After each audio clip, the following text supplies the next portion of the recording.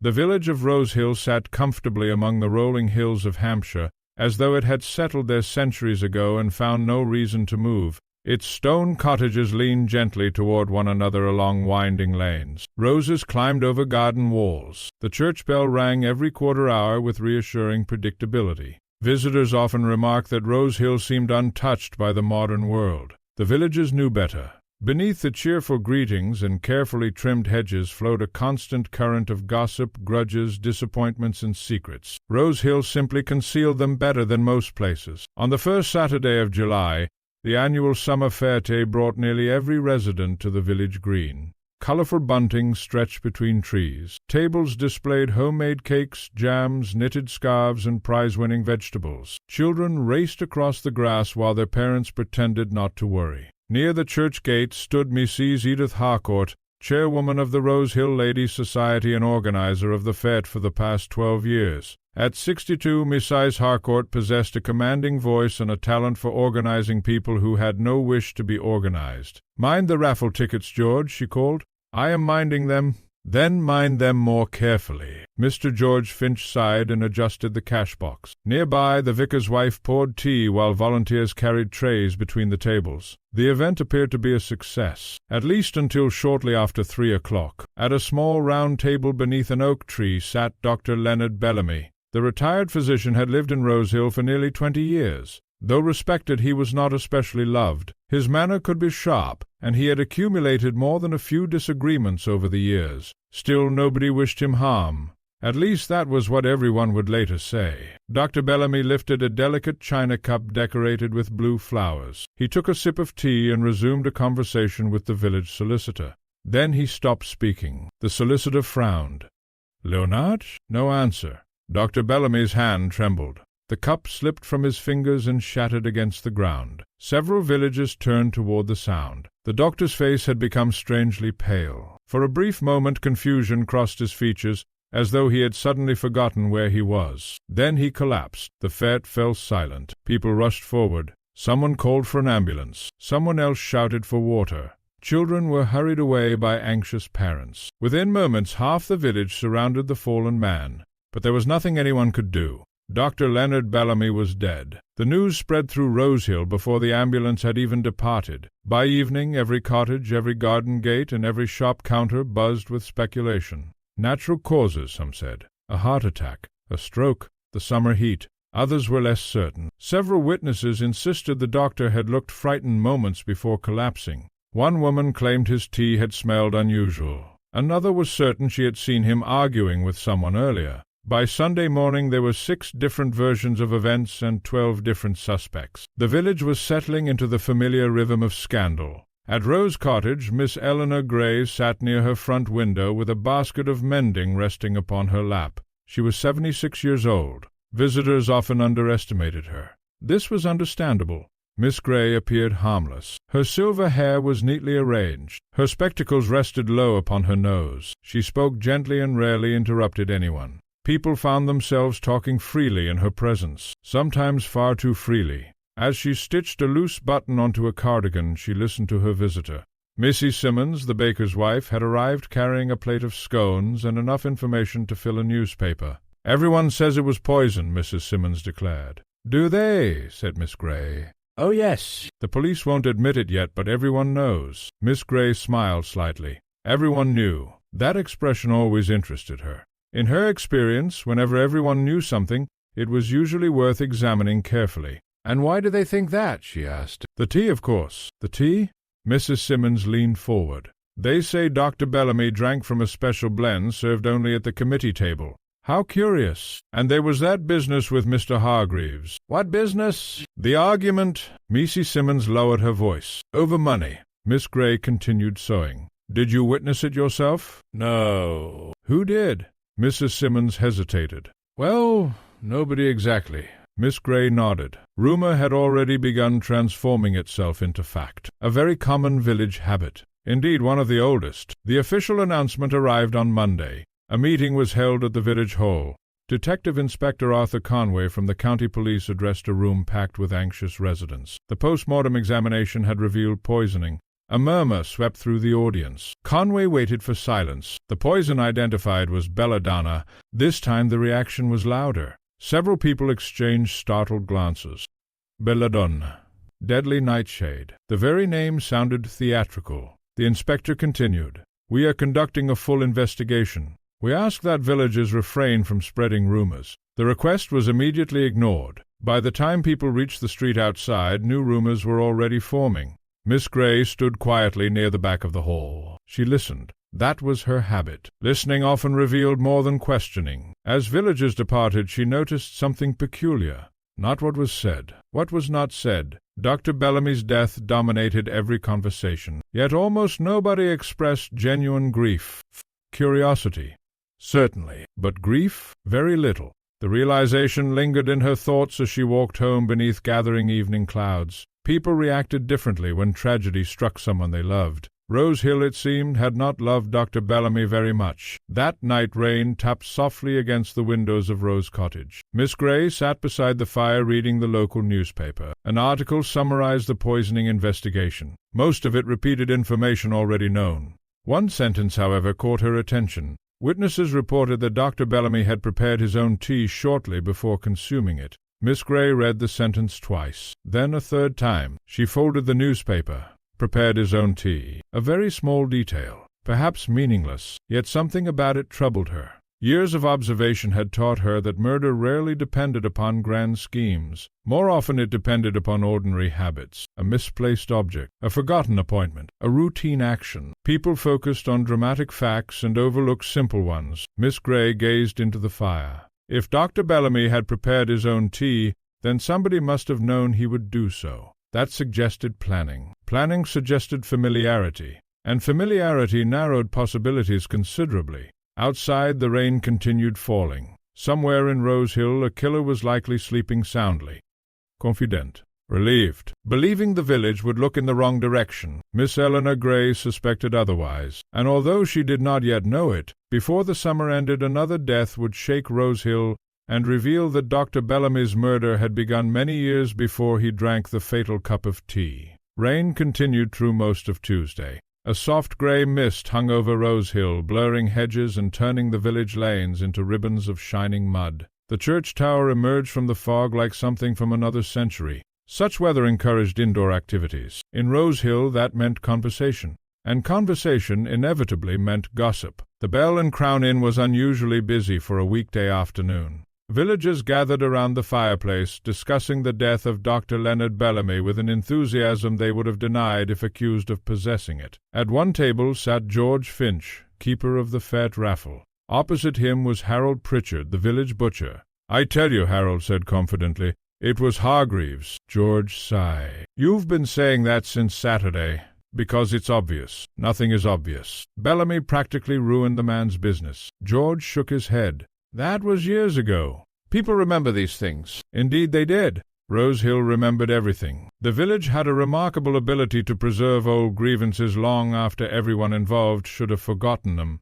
Near the bar, two women discussed a different theory. "The doctor's nephew will inherit a fortune. I heard they hardly spoke. Families quarrel." "They certainly do." The conversation drifted toward entirely unrelated family scandals before circling back to murder. As usual, facts were proving far less interesting than speculation. At Rose Cottage, Miss Eleanor Gray received 3 visitors before lunch. None had arrived intending to discuss the murder. All eventually did. The first was Miss Simmons with fresh bread. The second was the vicar's wife returning a borrowed book. The third was young Peter Clark delivering coal. Each provided a small piece of information. None realized they were doing so. By early afternoon, Miss Gray had learned several useful facts. Dr. Bellamy had argued recently with his nephew. He had withdrawn a substantial amount of money from the bank 2 weeks earlier. He had cancelled an appointment scheduled for the morning after his death. Most interesting of all, he had seemed unusually anxious during the week preceding the fete. That final detail appeared repeatedly. Different people described it differently. Nervous, preoccupied, troubled. Yet the meaning was the same. Something had been worrying him. The question was what? Later that day, Detective Inspector Arthur Conway visited the village. He spent several hours interviewing witnesses. By evening, he possessed a growing list of suspects. Unfortunately, he also possessed a growing list of motives. Dr. Bellamy had been involved in disputes, disagreements, and arguments with an astonishing number of people. Some were financial, some were personal, some were so old nobody remembered how they had begun. Conway reviewed his notes in the temporary office established at the village hall. A knock interrupted him. Constable Reeves entered carrying a folder. "Laboratory report, sir." Conway accepted it. After several minutes of reading, he leaned back thoughtfully. "What is it, sir?" asked Reeves. "The poison." "Belladonna?" "Yes." Conway tapped the paper. "The concentration was unusually high." "Meaning?" "Meaning whoever prepared it knew exactly what they were doing." The constable frowned. "So not an accident?" "No." Conway closed the file. This was deliberate. That evening Miss Gray attended the weekly church committee meeting. Ordinarily she found such gatherings mildly tedious. Tonight they proved unexpectedly illuminating. People under emotional strain often revealed more than intended. The meeting itself concerned repairs to the church roof. Few participants paid much attention. Instead, conversations repeatedly drifted toward the murder investigation. Miss Gray sat quietly near the back, listening, observing, noticing. Several names surfaced repeatedly. Richard Bellamy, the nephew; Thomas Hargreaves, the businessman; Margaret Wells, the former housekeeper who had left under unpleasant circumstances. Each possessed a potential motive. Each had been seen near the fat. Each attracted suspicion. Yet something felt wrong. The village seemed too eager, too quick, as though everyone had unconsciously agreed upon convenient explanations. Miss Gray had seen such situations before. People preferred simple stories. Real life rarely provided them. After the meeting ended, she walked home with Reverend Charles Morton. The vicar was a thoughtful man in his 50s. Rain dripped from tree branches overhead. "What do you make of it all?" he asked. Miss Gray smiled. "That depends." "On what?" "Whether one wishes to understand the crime or merely solve it." The vicar looked puzzled. "Is there a difference?" "A considerable one." They continued walking. After a moment, Miss Gray added, "Murders are committed by people, not motives." "What do you mean?" "Many people possess motives. Very few commit murder." The vicar considered this. "It sounds rather complicated." "Human nature usually is." The following morning brought unexpected news. Detective Inspector Conway had identified a primary suspect. The announcement spread through Rosehill before breakfast. By noon, nearly everyone knew. Thomas Hargreaves had been questioned extensively by police. By afternoon, rumors claimed an arrest was imminent. The reaction was immediate. Some villagers expressed satisfaction. Others expressed surprise. A few appeared nervous. Miss Gray found that last group particularly interesting. When innocent people hear police have identified a suspect, they often feel relieved. When guilty people hear the same news, they frequently feel something quite different. Not for the suspect, for themselves. That evening she sat beside her window watching darkness settle over the village. The lane outside was empty. Rain had finally stopped. For the first time in days the sky was clear. A newspaper rested open on her lap, yet she was not reading. Her thoughts kept returning to a single detail. Everyone focused on the poison. Very few considered the circumstances surrounding it. Belladonna was dangerous. Obtaining it required effort. Administering it required planning. But perhaps the most important question remained unanswered. Why use tea at all? A killer chooses a method for a reason. Convenience, opportunity, familiarity. The method often revealed as much as the motive. Miss Gray stared thoughtfully into the darkness. Dr. Bellamy had prepared his own tea. Witnesses agreed upon that fact. Therefore the murderer had expected him to do so. Expected it with certainty. That suggested knowledge, personal knowledge, the sort that came from observation, or friendship, or both. A faint knock sounded at the front door. Miss Gray rose. Visitors after 9 o'clock were unusual. She opened the door. Standing outside was a young woman she recognized immediately. Emily Carter, the doctor's secretary. Her face was pale. More pale, Miss Gray noticed, than grief alone would explain. "Miss Gray," she said quietly, "I hope I'm not disturbing you." "Not at all." The young woman hesitated. "I think there's something I should tell you." Miss Gray stepped aside. "Then you had better come in." As Emily entered the cottage, neither woman realized that the conversation about to begin would uncover the first truly dangerous secret in the Bellamy case. Nor did they know that someone else, somewhere in Rosehill, would soon become desperate enough to kill again. The clock on the mantelpiece had just struck 9 when Emily Carter settled nervously into the chair opposite Miss Eleanor Gray. The cottage was warm and comfortable. A small fire glowed in the grate despite the mild summer weather. The scent of tea leaves and lavender lingered in the room. Ordinarily, visitors found Rose Cottage calming. Emily did not. She sat rigidly, twisting her gloves between her fingers. Miss Gray poured tea. "1 lump or 2? "None, thank you." The older woman handed her a cup. "Now then," she said gently, "you wished to tell me something." For several moments Emily stared at the steam rising from her tea. At last she spoke. "Dr. Bellamy was frightened." Miss Gray nodded. "So I have heard—" "No," Emily said quietly. "I mean genuinely frightened. Terrified, in fact." That caught Miss Gray's attention. There was a difference between anxiety and fear. A considerable difference. "Tell me about it." Emily took a breath. "About 3 weeks before he died, he began receiving letters." "Anonymous letters?" "I don't know." Miss Gray raised an eyebrow. "You never saw them?" "I saw one." "And?" Emily hesitated. "It wasn't exactly a threat." "What was it then?" The young woman looked toward the fire. "It contained only 3 words." "What words?" Emily swallowed. "I remember everything." Silence filled the room. Outside, wind rustled softly through the garden hedges. Miss Gray considered the phrase. Simple. Unpleasant. The sort of message capable of disturbing a person with something to hide. "Did Dr. Bellamy tell you who sent it?" "No." "Did he suspect anyone?" Emily shook her head. "He wouldn't discuss it." "What did he do after receiving the letters?" "He became nervous." "Nervous how?" "He checked locks repeatedly. He kept looking over his shoulder whenever he walked through the village." Miss Gray listened carefully. Fear always had a source. The difficulty lay in identifying it. "How many letters were there?" "At least 4. And nobody else knew?" "I don't think so." Miss Gray nodded slowly. The information was important, perhaps very important, yet something else bothered her. "If these letters concerned you so much, why wait until now to mention them?" Emily looked embarrassed. "Because the police never asked." "That has never prevented villagers from volunteering information before." A faint smile appeared despite the young woman's anxiety. "No." "It certainly hasn't." Emily lowered her eyes. "The truth is, I wasn't sure they mattered. And now, I've changed my mind." After Emily left, Miss Gray remained awake long past midnight. The anonymous letters introduced an entirely new possibility. What if Dr. Bellamy's death had not been caused by a recent dispute? What if its roots stretched much further into the past? Murder rarely emerged from nowhere. Often it grew slowly, nourished by old resentments and forgotten injuries. The phrase echoed in her thoughts. "I remember everything." Not "I know." Not "I accuse." "I remember."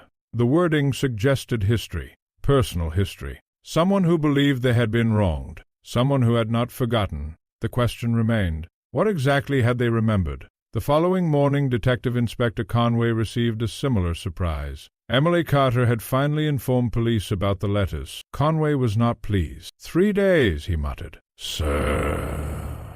asked Constable Reeves. 3 days after a poisoning, and we're only now hearing about anonymous letters. Reeves wisely remained silent. Conway reviewed the information. The letters complicated matters considerably. Up until now, the investigation appeared straightforward. Thomas Hargreaves possessed motive, opportunity, a history of conflict with the victim. The evidence seemed promising. Now doubts began to emerge. If someone had been threatening Bellamy for weeks, perhaps the case was larger than they had assumed. Conway disliked complications. Unfortunately, murder investigations produced them with remarkable consistency. Meanwhile, Rose Hill continued discussing the case with enthusiasm. Every shop and garden gate became a courtroom. Every villager became an expert. At the post office, Misais, Blake declared that anonymous letters always pointed toward blackmail. At the butcher's shop, Harold Pritchard insisted they proved Hargreaves's guilt. At the Bell and Crown Inn, 6 separate theories emerged before lunch. None agreed with any of the others. Miss Gray found the situation reassuring.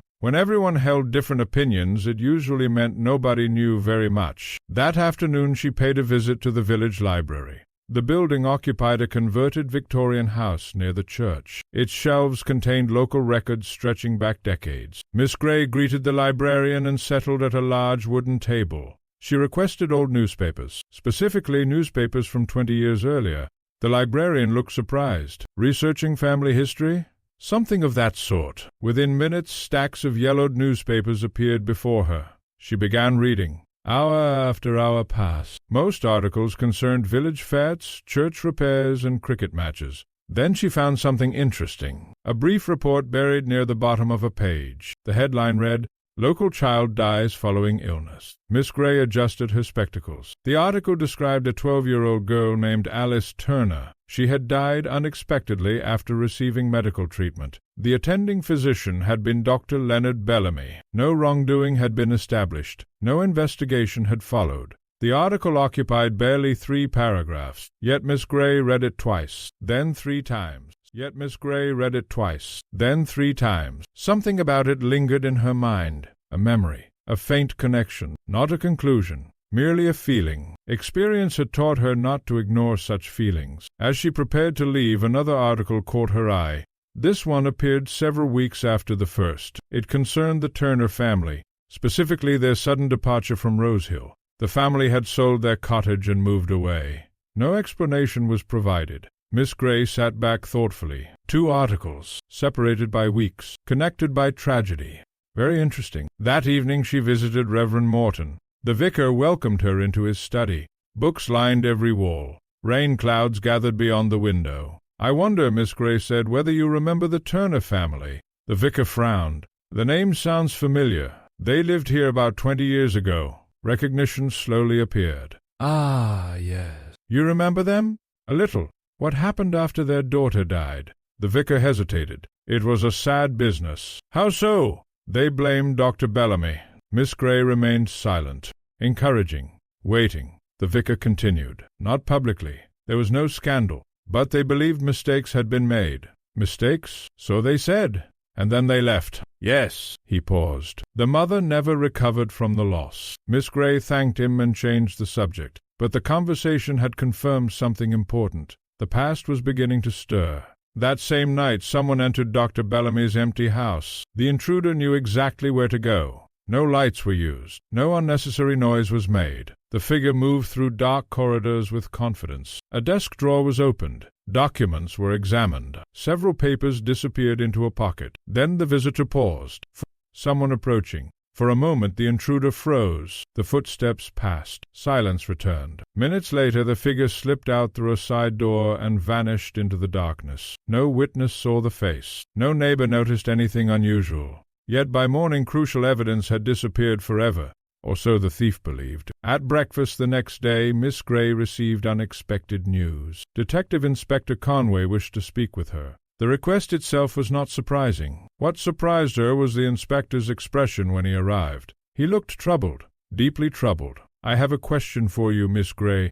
"Only one?" A reluctant smile appeared. "One important one. Go on." Conway sat down. "We searched Bellamy's house yesterday, and we found signs that someone entered after the murder." Miss Gray's eyes sharpened. "Looking for something?"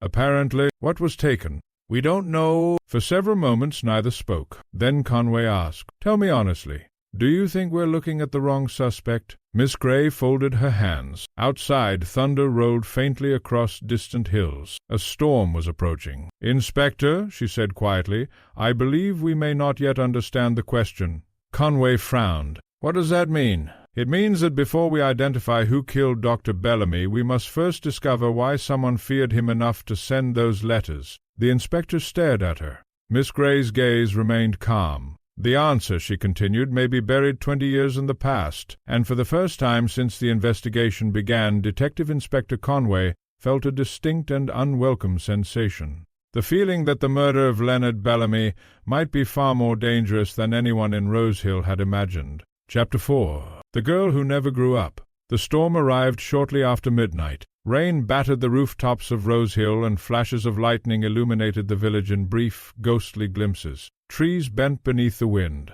Garden gates rattled. Sleep came uneasily to many residents. For Miss Eleanor Gray, however, the storm served only as a backdrop to thought. Long after retiring to bed, she lay awake considering Alice Turner. A child dead 20 years earlier. A family that had quietly left the village. A doctor who later received anonymous letters. And now a murder. Separately, each fact meant little. Together they suggested something more. Miss Gray had learned long ago that people often misunderstood memory. They imagined it faded naturally with time. Sometimes it did. Sometimes it sharpened. Certain injuries never healed properly. They merely settled beneath the surface, waiting for an opportunity to emerge. If someone truly believed Dr. Bellamy had been responsible for Alice Turner's death, 20 years might not diminish hatred at all. It might strengthen it. The following morning dawned bright and clear, as though the storm had never happened. Rose Hill resumed its routines. Milk bottles appeared on doorsteps. Shopkeepers raised shutters. Gardeners inspected storm damage. And everywhere people continued discussing murder.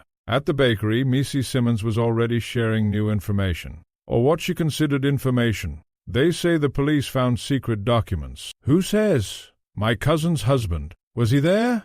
No. Then how does he know? Mrs. Simmons frowned. Well, someone told him. As usual, the chain of certainty weakened considerably when examined closely. Miss Gray spent the morning reviewing old village records. The local newspaper articles had provided only fragments. She wanted details. By midday she found them. The church archive contained baptism records, memorial notices, and correspondence dating back decades. Most of it was entirely ordinary. Then she discovered a letter. Not an official document, merely a handwritten note tucked between older parish records. It had been written by Reverend Samuel Morton, predecessor to the current vicar. The letter referred briefly to the Turner family following Alice's death. One sentence stood out. Mrs. Turner remains convinced that her daughter's treatment was mistaken. She refuses all efforts at comfort. Miss Gray read it carefully. The wording was revealing. Not proof, but revealing. People rarely became convinced of such things without reason. Perhaps the Turners had misunderstood. Perhaps not. That afternoon she paid a visit to Dr. Bellamy's former house. Police had completed their initial search. Detective Inspector Conway had arranged permission. The house stood at the edge of the village, surrounded by carefully maintained gardens now beginning to show signs of neglect. Without its owner, the place felt strangely empty. Miss Gray moved slowly through the rooms. A lifetime revealed itself through possessions, photographs, furniture, small habits preserved in objects. Most people looked for what was present. Miss Gray often noticed what was absent. A photograph frame stood upon the mantelpiece. Nearby, dust indicated another frame had once occupied a shelf. It too was missing. Very interesting. Not valuable enough for theft, yet someone had removed them. She eventually reached the doctor's study. The room smelled faintly of tobacco and old paper. Desk drawers stood open from the police search. Shelves lined the walls. A lifetime of records occupied neat rows. Miss Gray examined them carefully. Then she noticed something peculiar. A gap. Several folders had been removed from one section. The absence itself was obvious. Someone had taken them deliberately. Perhaps during the burglary after Bellamy's death. Perhaps earlier. The question remained. Why? Most murders involved concealment. People killed for many reasons. Afterward, however, they nearly always concealed something. The crime, the motive, sometimes all three. As she prepared to leave, her attention fell upon a small object overlooked by everyone else, a bookmark. Inexpensive, forgotten between two books, ordinarily insignificant. Yet one side contained handwriting, only 2 words. Ask Turner. Miss Gray stared at it. The words appeared hastily written. Not part of any printed text, a private reminder, a note to oneself, nothing more. Yet her heartbeat quickened slightly. Dr. Bellamy had written those words. Of that she felt certain. And if he had intended to ask Turner something shortly before his death, the past was indeed closer than anyone imagined. That evening Detective Inspector Conway arrived carrying new developments. His expression suggested frustration. The burglary has complicated matters. Miss Gray poured tea. How so? We're trying to identify what was taken. No luck. Nothing obvious missing? Nothing anyone can identify. Miss Gray considered this. Which often means the missing item was important only to the person who took it. Conway nodded reluctantly. He disliked admitting she was correct. Unfortunately, she often was. There is something else, he said. Oh. The laboratory completed additional analysis. The poison wasn't mixed into the entire tea supply. Miss Gray looked up. Only 1 cup? Exactly. That changed things considerably. A poisoned teapot suggested opportunity. A poisoned cup suggested targeting, specific, intentional, personal. Someone had not merely wanted a victim. They had wanted Dr. Bellamy. The inspector leaned forward. I still believe Hargreaves remains our strongest suspect. Perhaps you disagree. I didn't say that. You didn't need to. Miss Gray smiled faintly. Conway sighed. Very well. What troubles you? She considered her answer carefully. The inspector waited. "Hargreaves disliked Bellamy," she continued. "Many people did, but murder requires something more. You think this is personal. I think anonymous letters sent over several weeks suggest a very emotional history." Conway nodded slowly. He could not dismiss the observation. Meanwhile, another resident of Rose Hill was becoming increasingly nervous. Richard Bellamy, the doctor's nephew. He occupied a cottage on the opposite side of the village. For days he had remained relatively calm. Now that calm was beginning to crack, he sat alone at his dining table staring at a newspaper article discussing the investigation. His uncle's death had transformed his life overnight. Inheritance, police interviews, village gossip, questions, always questions. A knock at the door startled him. He opened it. Nobody stood outside, only an envelope resting upon the doorstep. Richard frowned. He picked it up. No stamp, no address, merely his name. The handwriting was unfamiliar. A chill passed through him. Slowly he opened it. Inside lay a single sheet of paper. 5 words. "The truth always returns eventually." Nothing else. No signature. No explanation. No threat. Yet Richard's face drained of color. For several moments he simply stared. Then, very carefully, he locked the door. Across the village, Miss Grey sat beside her window as evening settled over Rose Hill. The day had yielded several important discoveries: the Turners, the missing files, the empty photograph frames, the mysterious note. Each pointed backward, not forward, backward into history. That fact itself seemed significant. Most investigations searched for recent motives. This one appeared rooted in something older, something forgotten, or believed forgotten. Miss Grey gazed toward the darkening lane. A memory surfaced. Many years ago, in another village, she had known a woman whose daughter died unexpectedly. The grief had lasted a lifetime. Not dramatic grief, not loud grief. Something quieter, more dangerous. A wound that never fully closed. People underestimated such emotions. Miss Grey never did. The clock struck 10. Outside darkness deepened. Somewhere beyond the village lights, hidden beneath 20 years of silence, lay the secret connecting Alice Turner and Leonard Bellamy. And someone was becoming frightened, not because the police were getting closer, but because Miss Eleanor Grey was beginning to ask the right questions. Far away, a figure stood watching the lights of Rose Cottage from the shadows. Watching, waiting.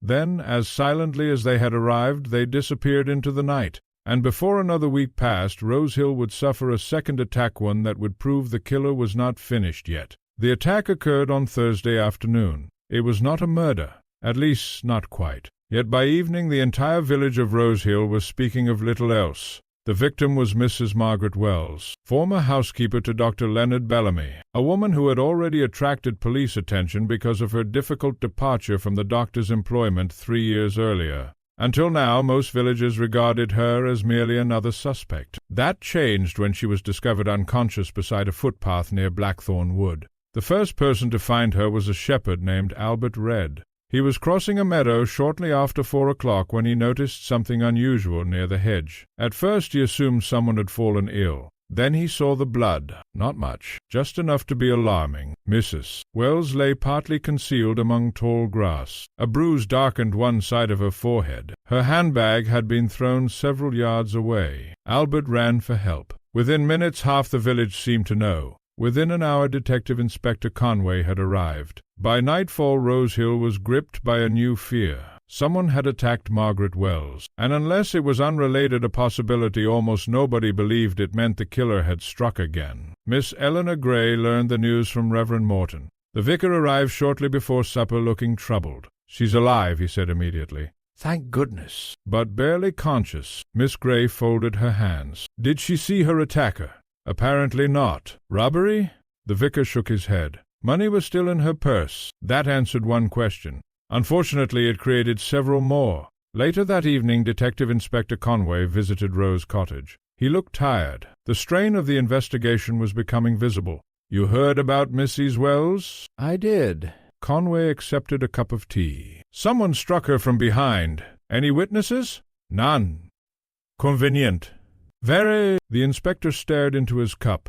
"I don't like coincidences." "Neither do I." For a moment silence filled the room. Then Miss Grey asked the question already forming in both their minds. "What did Mrs. Wells know?" Conway looked up. "Exactly. Most attacks had a purpose. If Margaret Wells had been targeted, there was a reason. People did not risk exposure without motive. Someone feared what she might say, or what she already knew. The following morning brought another surprise. Mrs. Wells regained consciousness. Police immediately questioned her. The results disappointed everyone. She remembered walking along the footpath. She remembered hearing footsteps. After that, nothing. No face, no voice, no clue. At least that was her official statement. Detective Inspector Conway accepted it reluctantly. Miss Gray did not. When people truly remembered nothing, they usually said so naturally. Mrs. Wells seemed careful, too careful, as though she were avoiding something, not lying exactly, merely withholding. The distinction mattered. By lunchtime the village had produced dozens of new theories. Most were ridiculous. A few were merely unlikely. None explained everything. Miss Gray spent the afternoon visiting Margaret Wells at the hospital.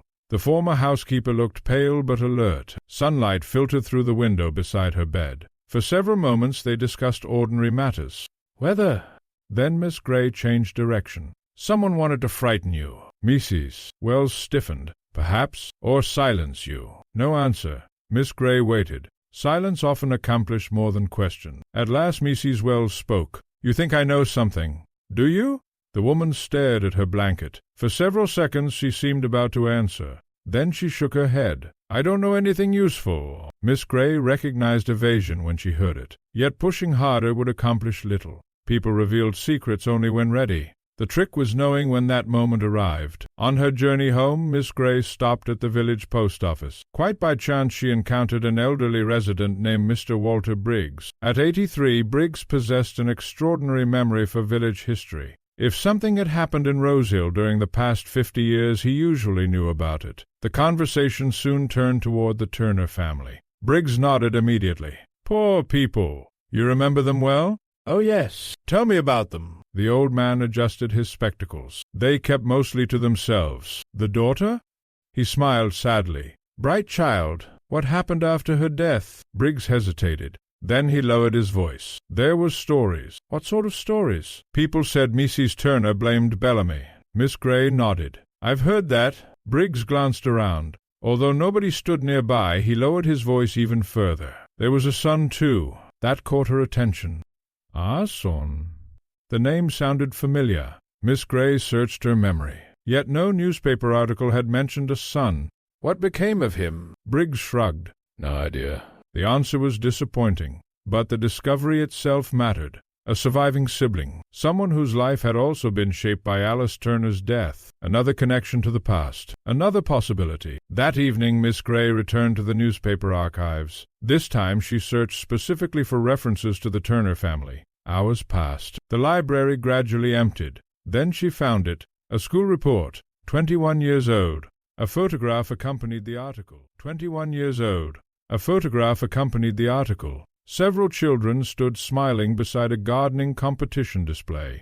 Among them were Alice Turner and her older brother. The caption identified him. Daniel Turner. Miss Gray studied the image carefully. A boy of perhaps 16. Dark hair. Serious eyes. Not much to go on. Yet for the first time the shadowy Turner family possessed a living connection. If Daniel Turner still lived, he might hold answers, or questions. Meanwhile, Detective Inspector Conway received unexpected information from a neighboring county. A routine inquiry regarding the Turner family had produced results. The family had relocated shortly after Alice's death. The mother died several years later. The father followed not long afterward. Daniel Turner vanished from public records for nearly a decade. Then his name appeared again. Different town, different occupation. Different life. Conway stared at the report.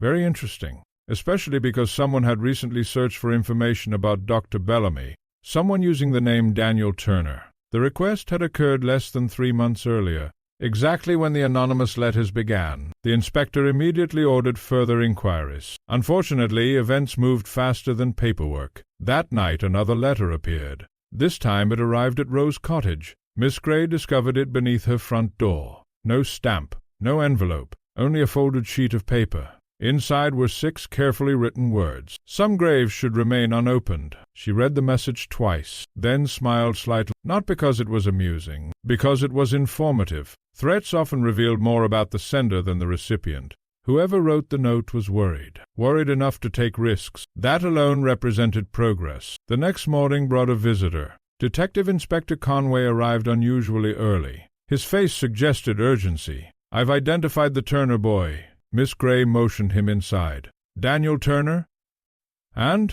Conway sat down. "We believe he's alive." "Where?" "That's the problem." The inspector placed a file upon the table. "We know where he was, not where he is." "Exactly." Miss Gray opened the file. Inside lay photographs, reports, and official records. At the very top rested a recent photograph. A man in his late 30s. Dark hair. Serious eyes. Eyes remarkably similar to those in the old-school photograph. Daniel Turner. The child who lost his sister. The man who might have spent 20 years remembering. Miss Gray studied the image quietly. Then she noticed something peculiar. Very peculiar. Something about the man's face. A detail so small another observer might ignore it completely. Yet it stirred a memory. A familiar impression. Someone in Rosehill. Someone she had seen recently. Not identical. Nothing so simple. But similar enough to make her pause. The feeling vanished before she could grasp it fully, leaving only unease. Outside, clouds gathered once more over the village. Inside Rose Cottage, Miss Gray closed the file. A surviving Turner had finally emerged from the shadows, but whether Daniel Turner was hunter, victim, witness, or killer remained uncertain.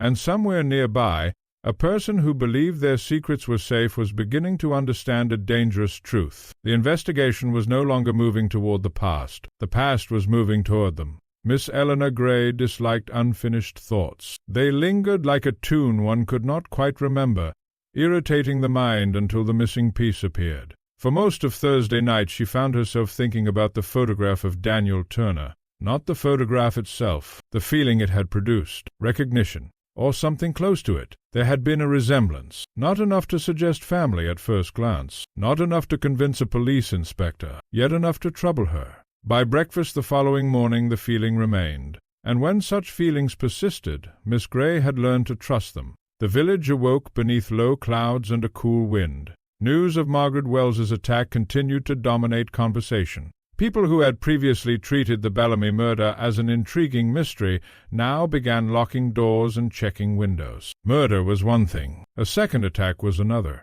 The possibility that a dangerous person remained among them made everything feel more personal. At the bakery, customers spoke in lowered voices. At the post office, people glanced over their shoulders. Even at the Bell and Crown, where confidence normally flourished, uncertainty had begun to replace certainty. For the first time, Rose Hill was frightened. Detective Inspector Conway spent most of the morning pursuing leads regarding Daniel Turner. The results were frustrating. Turner's movements during the previous year appeared unusually difficult to trace. Addresses changed frequently. Employment records were incomplete. Several periods remained entirely unaccounted for. None of it proved guilt, yet none of it reassured him either.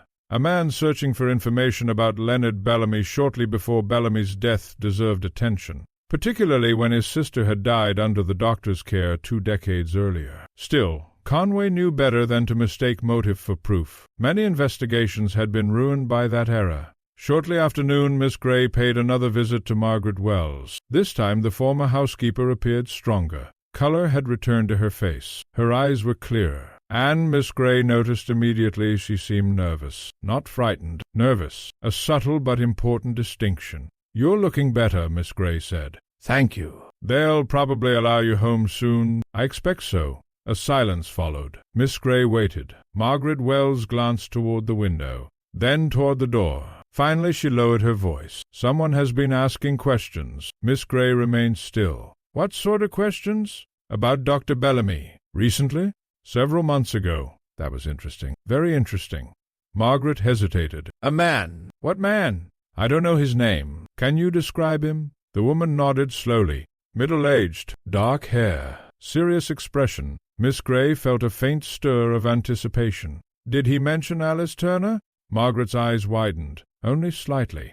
"Yet enough. You know about that?" "Some of it." Margaret looked away. For several moments she said nothing. Then she whispered. He wanted to know whether Bellamy had ever admitted making a mistake. The room became very quiet. "Did he?" asked Miss Gray. Margaret Wells swallowed. "No." "You are certain?"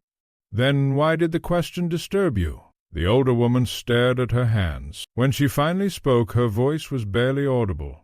"Because Bellamy always believed he had made one." Miss Gray's heart quickened. Not visibly, Years of self-control prevented that. Yet internally the significance struck her at once. Margaret closed her eyes briefly. "I worked for him nearly 15 years. And? He spoke about Alice Turner only once. What did he say?" The answer came slowly. "As God is my witness, I wish I could change that day." Silence followed, a long silence. Miss Grey understood why. Those words did not sound like the words of a man convinced of his innocence, nor were they necessarily the words of a guilty man. Regret existed in many forms. The difficulty lay in understanding which kind this was. After leaving the hospital, Miss Grey walked through the village deep in thought. The case was changing, gradually, almost invisibly. Until now, Alice Turner's death had appeared merely a possible motive. Now it seemed increasingly likely that it lay at the center of everything. The anonymous letters, Daniel Turner, the missing documents, the attack on Margaret Wells, all roads appeared to lead backward, 20 years backward. Her thoughts were interrupted by an unexpected encounter. Richard Bellamy emerged from the village bank carrying several documents. He looked exhausted, more than exhausted, frightened. Miss Grey noticed immediately. "Good afternoon, Richard." He forced a smile. "Miss Grey, you seem troubled." For a moment he appeared ready to dismiss the observation. Instead, he surprised himself. "I received another letter." Miss Grey stopped. "Another?" He nodded. The first anonymous message had already unsettled him. A second suggested a pattern. What did it say? Richard hesitated. Then he removed a folded paper from his pocket. Miss Grey read it. "Ask your uncle what happened to Alice. Nothing more. No signature. No explanation. Just 6 words." She returned the note. "When did this arrive?" "Last night." "Have you shown it to the police?" "Not yet." "Why not?" Richard looked embarrassed. "I wasn't sure it mattered." "It matters." He nodded miserably. "That's what I was afraid of." That evening Detective Inspector Conway received further information from county records. The report concerned Alice Turner's original death. The findings were unexpected. At the time, no formal investigation had occurred. No charges, no disciplinary action, no scandal. However, several internal medical notes had been filed and later sealed. Conway requested immediate access. Hours later the answer arrived. The records were missing, completely missing. Not misplaced, removed. Someone had accessed the archive years earlier and taken them. Conway stared at the report. Then he uttered a word unsuitable for official paperwork, because suddenly the burglary at Bellamy's house made far more sense. Someone had been removing records, systematically, for years. That night Rain returned once more. Miss Grey sat alone beside the fire reviewing everything she had learned. Facts covered several sheets of paper. Most appeared unrelated, yet she knew better. Murder investigations resembled embroidery. Viewed from the front, the pattern eventually emerged. Viewed from the back, everything looked tangled. At present they were still examining the knots. A soft knock interrupted her thoughts. She opened the door. Detective Inspector Conway stood outside. The expression on his face told her immediately that something had happened. "What is it?" "We've identified the visitor. The man who questioned Margaret Wells?" Miss Grey waited. Conway removed a photograph from his pocket. It was recent, undeniable. The same face she had seen earlier that day. Daniel Turner. At last. "We found proof he visited Rosehill 3 months ago." "Only once?" "No." Conway's expression darkened. "Several times." The implication settled between them.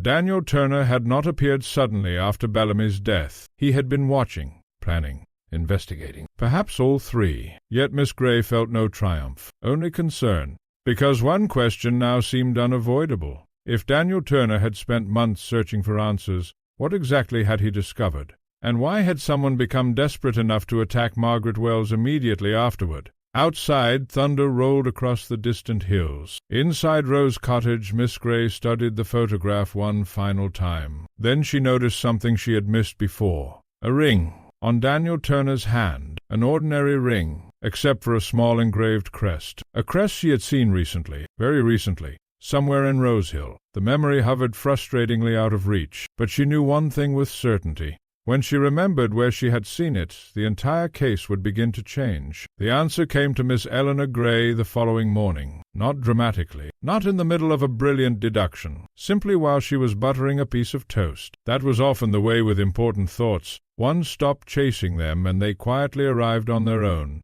The ring. The engraved crest. She had seen it before. The engraved crest. She had seen it before. Not on a hand, on a letter. A sealed letter displayed several months earlier during a village historical exhibition at the church hall. Miss Grey put down her teacup. The memory sharpened immediately. The crest belonged to the Ashcombe family, an old local family whose estate had once dominated the district. The family line had largely disappeared decades earlier, but a few descendants remained scattered across England. Very interesting. What connection could Daniel Turner possibly have to the Ashcombes? By mid-morning, Miss Grey found herself standing in the parish archive room once again. The current vicar, Reverend Morton, watched with mild curiosity. Researching another mystery? Perhaps, she smiled. Or several. Within minutes she located records relating to the Ashcombe family. Most concerned land ownership, marriages, and inheritances. Nothing unusual. Then she discovered something that made her pause. A marriage record. 22 years old. The bride's maiden name was Turner. Miss Grey adjusted her spectacles. She read the entry again. The bride had been Sarah Turner, cousin of Alice and Daniel Turner. The groom belonged to a distant branch of the Ashcombe family. A small connection, yet significant. Enough to explain how Daniel Turner might possess a family ring bearing the Ashcombe crest. More importantly, it suggested something else. The Turners had not vanished entirely from local history. Their roots remained tangled within Rose Hill's past. That afternoon, Detective Inspector Conway arrived carrying fresh news. His mood was unusually grim. "We found Daniel Turner." Miss Grey looked up sharply. "Alive?" "Yeah." "And?" Conway hesitated. "He isn't where we expected." "Where is he?" "In Rose Hill." For a moment silence filled the room. Then Miss Grey said quietly, "He's here now?" The inspector nodded. "We confirmed it this morning." That changed everything. A suspect or witness who had seemed distant suddenly stood much closer. Close enough to watch, close enough to be watched. Daniel Turner occupied a rented cottage on the edge of the neighboring village of Foxmere. The property had been leased under another name, a perfectly legal arrangement, yet one that suggested a desire for privacy. Conway and 2 officers visited shortly after noon. The cottage was tidy, modest, orderly. Books lined several shelves. Newspaper clippings occupied a desk. And everywhere they looked, they found evidence of a private investigation. Folders, datas, photographs. Most concerned Dr. Leonard Bellamy. The doctor had clearly been under observation for months, perhaps longer. Yet one discovery surprised Conway more than anything else. The notes contained no threats, no plans, no evidence of violence. Instead, they resembled research, the work of someone trying desperately to understand the past. One folder attracted particular attention. Its cover bore a single handwritten title. Inside lay copies of medical records, witness statements, and newspaper articles, carefully organized, painstakingly collected. Conway turned page after page. The picture that emerged was troubling. Daniel Turner had spent years investigating his sister's death. Not weeks, not months. The obsession ran deep. Yet obsession alone did not prove murder. Back in Rose Hill, Miss Grey reflected upon the discovery. Many people would see Daniel Turner as the obvious suspect. The motive appeared strong, the timing suspicious, the circumstances compelling, which was precisely why she felt uneasy. Life rarely arranged itself so neatly. When a suspect appeared too obvious, she had learned to ask why. Later that evening, another development arrived. Margaret Wells requested to see Miss Grey privately. The meeting took place at the hospital shortly before visiting hours ended. The former housekeeper appeared nervous, more nervous than before. This time she wasted no time. "I remembered something." Miss Grey sat quietly. "What?" Margaret looked toward the door to ensure they were alone. Then she spoke. "The day Alice Turner died, the room seemed to grow still." "Go on." "I wasn't Bellamy's housekeeper then. I worked at the surgery." Miss Grey nodded. "I know. Everyone always assumed Bellamy treated Alice alone. And he didn't?" Margaret shook her head. "No." The answer arrived like a stone dropped into calm water, yet capable of creating enormous ripples. There was someone else. Miss Grey felt a chill. Margaret hesitated. Fear crossed her face. Real fear. The sort that cannot easily be faked. Finally she whispered, "Another doctor." The revelation transformed the case. Until now, all attention had focused upon Leonard Bellamy. If another doctor had been involved, everything changed. Responsibility, blame, motive, all of it. "Why didn't you tell anyone before?" Margaret looked miserable. "Because I wasn't supposed to." "By whom?" The answer came instantly, without hesitation, without doubt. "He asked you to keep silent?" Why? Margaret swallowed. I don't know. Miss Grey suspected that was not entirely true, but for the moment she let it pass. The woman had already revealed more than she intended. That night Detective Inspector Conway received a call from the Regional Medical Archive. The missing records had finally produced a lead. A retired administrator remembered them. Years earlier, a respected physician had requested access, perfectly legally.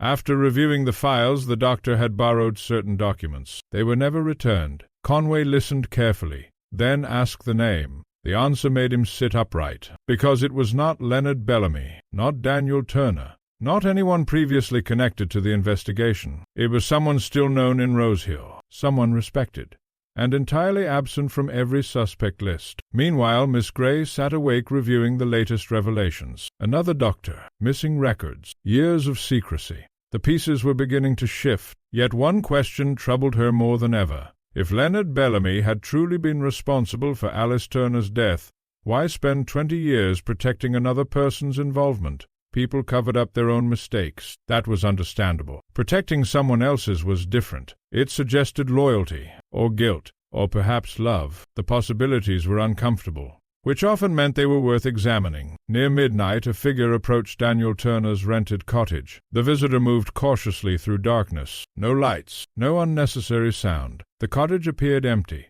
That was expected. The figure reached the back door, then slipped a folded note beneath it. Nothing more. No attempt to enter, no attempt to search. Just a message, a warning, or perhaps a threat. Moments later, the visitor disappeared into the night, unknown. By morning, Daniel Turner would read the note, and what it contained would convince him that someone in Rosehill was finally becoming desperate. Very desperate indeed, because the secret hidden for 20 years was beginning to surface, and once it did, it would destroy more than one life. Daniel Turner returned to his rented cottage shortly after 7 o'clock the following morning. He noticed the folded note immediately. It lay just inside the back door where someone had pushed it beneath the threshold during the night. For several seconds he simply stared at it. Experience had taught him caution. Anonymous messages rarely brought good news. Finally he picked it up and unfolded the paper. The message consisted of a single sentence. "You are asking questions that should have remained buried. No signature, no explanation, nothing else." Daniel read it twice, then a third time. Instead of fear, a curious expression crossed his face. Determination. As though the note confirmed something he had already suspected. He placed it carefully in a drawer. Then he reached for a thick folder labeled ALICE. For 20 years he had searched for answers. A warning would not stop him now. Meanwhile, Detective Inspector Arthur Conway was driving toward a neighboring town. The previous evening's revelation had left him unsettled. A second doctor, a second name, a second person connected to Alice Turner's death, someone overlooked by history. Someone deliberately omitted from every version of events that survived. The retired administrator's testimony pointed to one individual, Dr. Philip Ashcombe. Conway knew the name. Most people in the district did. Philip Ashcombe had once been a respected physician. He came from the same family whose estate had dominated the area generations earlier. For years he worked alongside Leonard Bellamy before leaving medicine under circumstances nobody seemed able to explain clearly. Now he was 80 years old and living quietly on the south coast. Conway intended to meet him personally. In Rosehill, Miss Eleanor Gray spent the morning reviewing her notes. The growing pattern disturbed her, not because it suggested a murderer. Murder was expected. What troubled her was the consistency of the secrecy. Again and again she encountered the same thing. Missing files, missing records, missing names. People rarely hid accidents for 20 years. Not unless the consequences threatened to destroy lives. She was arranging documents on her dining table when Reverend Morton arrived unexpectedly. The vicar appeared thoughtful. "I remembered something." Miss Grey smiled. Memories were often more useful than evidence, particularly in villages. "What is it?" The vicar settled into a chair. "It concerns Dr. Ashcombe." That immediately caught her attention. "You knew him?" "A little." "What sort of man was he?" The vicar considered carefully. "Popolare. Unlike Bellamy. Very unlike Bellamy." That itself was revealing. "Anything else?" "People trusted him." The answer came without hesitation. Miss Grey nodded slowly. The most dangerous currency in any village, especially when misplaced. Shortly after noon, Detective Inspector Conway arrived at Dr. Philip Ashcombe's residence. The old doctor lived in a modest cottage overlooking the sea. Age had diminished him physically but not mentally. His eyes remained sharp, watchful. Conway introduced himself. Ashcombe invited him inside. The interview began politely. It did not remain so. "You remember Alice Turner?" Conway asked. The old doctor's expression changed instantly. Not dramatically, yet enough. Conway noticed. So did Ashcombe. For several moments neither spoke. Then Ashcombe sighed. "I wondered when someone would come." The answer surprised Conway. Most people denied, avoided. Ashcombe simply looked tired. Very tired. "As I understand it," Conway said carefully, "you were involved in her treatment." The admission hung in the room. 20 years of silence reduced to a single word. "What happened?" asked Conway. Ashcombe stared toward the window. Waves crashed faintly beyond the glass. "I made a mistake." Again the answer came too easily, too honestly. Conway remained silent, allowing the old man to continue. "I was young. You were already qualified." "Qualified people make mistakes too." The bitterness in his voice suggested personal knowledge. "What kind of mistake?" Ashcombe closed his eyes briefly. Then he spoke. "A dosage error." The room became very still. Conway listened carefully. The story emerged slowly, painfully. 20 years earlier, Alice Turner had developed a severe infection. Her condition worsened rapidly. Treatment was administered. Complications followed. Within days she was dead. Officially, the illness received blame. Unofficially, Ashcombe never believed that explanation. He became convinced he had contributed to her death, not intentionally, not recklessly, but through error, a tragic human error, one that could never be undone. "What about Bellamy?" Conway asked. The old doctor looked away. "Leonard protected me." The answer carried genuine emotion, perhaps gratitude, perhaps regret, perhaps both. Back in Rose Hill, Miss Grey received a visitor she had not expected. Daniel Turner stood outside Rose Cottage. For a moment neither spoke. The meeting felt strangely significant, as though two separate investigations had finally intersected. "Mr. Turner." "Miss Grey." His voice was calm, measured, yet years of strain lingered beneath the surface. She invited him inside. Tea was served. Eventually Daniel removed a photograph from his pocket. The old-school photograph. Alice smiling beside a gardening display. A child forever preserved at 12 years old. "My sister." Miss Grey nodded. "I know." For several moments Daniel stared at the image. Then he asked, "Do you believe Bellamy murdered her?" A direct question. Not easy. Miss Grey chose her answer carefully. "No." The reply surprised him. She could see it immediately.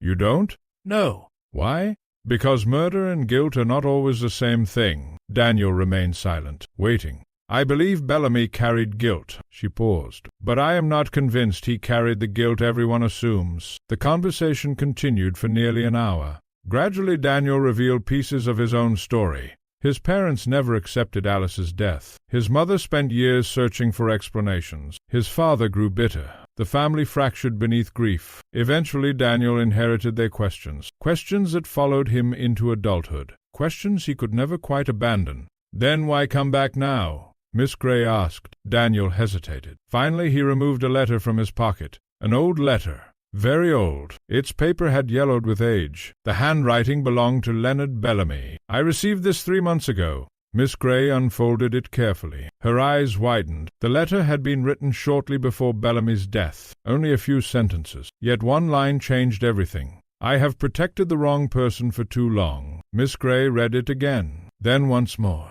The significance struck immediately. Bellamy had been preparing to reveal something important, something dangerous. That evening Detective Inspector Conway returned from the coast carrying Ashcombe's statement. He expected resistance. Instead, he found Miss Grey waiting calmly with fresh tea. As he summarized the interview, she listened without interruption. When he finished, neither spoke for several moments. Finally Conway said, "So Bellamy wasn't protecting himself?" "No." "He was protecting Ashcombe." "Perhaps?" The inspector frowned. "You don't sound convinced." "I'm not." "Why not?" Miss Grey folded her hands. "Because one detail refused to fit. A very important detail. If Bellamy intended to reveal the truth," she said quietly, "why was he killed before doing so?" The question lingered between them. Conway had no answer. Neither did she, yet both understood its importance. Late that night someone entered the churchyard. Rain drifted lightly through the darkness. The figure moved between gravestones until reaching one particular marker. Alice Turner. beloved daughter. The visitor stood there for several moments, watching, remembering. Then something was placed at the base of the grave, a small object, carefully chosen, deliberately left. When dawn arrived it would be discovered, and that discovery would shatter the theory that had guided the investigation from the beginning. Because the object resting beside Alice Turner's grave did not point toward Leonard Bellamy. It pointed toward someone else entirely, someone who had never once been considered a suspect, and someone who had far more to lose than anyone imagined. The discovery was made shortly after 7 o'clock on Friday morning. Mrs. Harriet Blake, who tended the flowers around the churchyard every week, was carrying a basket of gardening tools when she noticed something unusual beside Alice Turner's grave. At first she assumed it was a trinket left by a relative. Then she looked more closely. The object was a silver pocket watch, old-fashioned, well-made, and attached to it was a folded piece of paper. Mrs. Blake immediately abandoned her gardening plans and hurried to find Reverend Morton. Within an hour Detective Inspector Conway had been summoned. By mid-morning half the village knew. By lunchtime everyone knew. The pocket watch rested upon a cloth-covered table in the village hall while police examined it. Conway studied it carefully. The watch itself bore an engraved inscription. To Philip with gratitude. L.B. The initials were unmistakable. Leonard Bellamy. And Philip, almost certainly Philip Ashcombe. The inspector stared at the engraving. A gift, a personal gift, one doctor to another. A gift, a personal gift, one doctor to another. That alone would not have mattered. The note attached to it was another matter entirely. Only 4 words had been written. He knew the truth, nothing more. No signature, no explanation. Yet the implications were obvious. Someone wanted investigators to reconsider everything. When Conway showed the watch to Miss Eleanor Gray later that day, she examined it in silence. The inscription troubled her, not because of what it said, because of where it had been left. Alice Turner's grave. That detail mattered. People chose symbols carefully, especially when attempting to communicate indirectly. What do you make of it? Conway asked. Miss Gray returned the watch. I think someone wants us to look at Philip Ashcombe. Do you believe they are correct? That depends. On what? Whether they want us to find the truth or merely follow a new distraction. The inspector sighed. That was precisely the sort of answer he had expected, and precisely the sort he found least helpful. Meanwhile, Daniel Turner received the news with visible agitation. The moment he heard about the watch, he requested a meeting with Miss Gray. They met that afternoon at Rose Cottage. He appeared exhausted, as though 20 years of uncertainty had suddenly become heavier. I knew about the watch. Miss Gray looked up sharply. You did? Daniel nodded. My father mentioned it once. Tell me. The younger man's gaze drifted toward the window. He said Bellamy gave it to Ashcombe shortly after Alice died. Why? He never knew.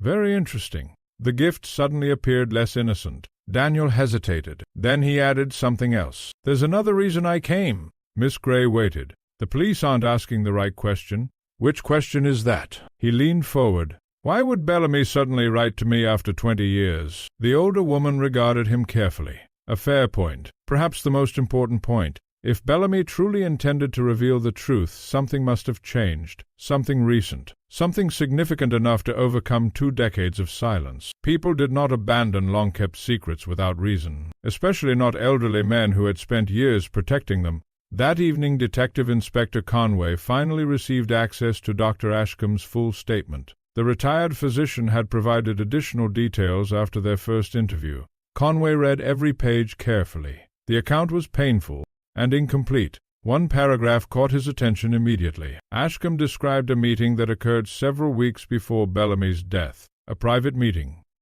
An argument. A serious one. According to Ashcombe, Bellamy had become increasingly troubled, increasingly determined, increasingly unwilling to remain silent. The argument ended badly. Neither man spoke afterward. Conway leaned back. The timing was impossible to ignore. Across the village, Margaret Wells was preparing to return home from the hospital. The attack had shaken her deeply, yet something else troubled her more.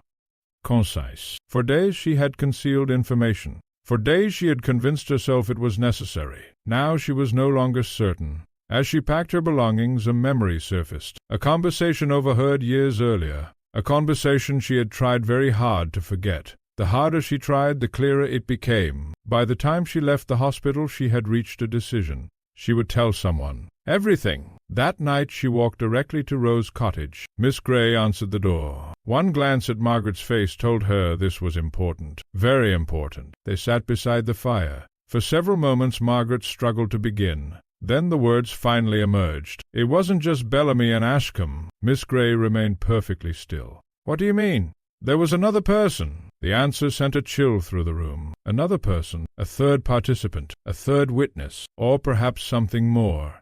Margaret looked frightened, more frightened than at any previous meeting, because this secret was older and more dangerous. The records clerk. Miss Grey frowned slightly. A clerk? At the surgery. How was she involved? Margaret swallowed. She altered documents. Silence followed. Deep silence. Because suddenly the missing records made sense. Not completely, but enough. What was her name? Asked Miss Grey quietly. Margaret hesitated. Then she answered. Evelyn Marsh. The name meant nothing immediately, yet something in Margaret's expression suggested it should. Where is she now? Margaret stared into the fire. She's still here. Miss Grey felt a faint tightening in her chest. Here in Rose Hill? The answer arrived almost as a whisper. And everyone knows her. At almost the same moment, Detective Inspector Conway was reviewing village records. Pure coincidence led him to the same name.